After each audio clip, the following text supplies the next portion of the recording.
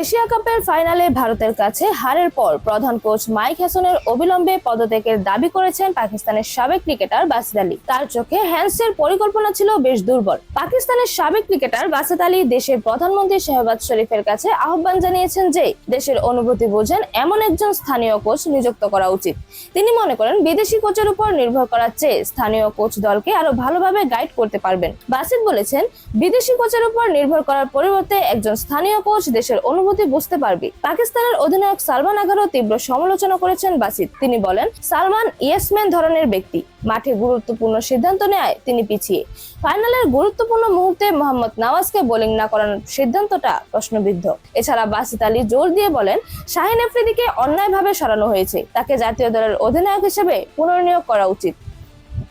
এরকমই যে কোনো খেলার আপডেট সবার আগে পেতে অবশ্যই চ্যানেলটি সাবস্ক্রাইব করে রাখুন। ধন্যবাদ। লেভাজ নিউজ।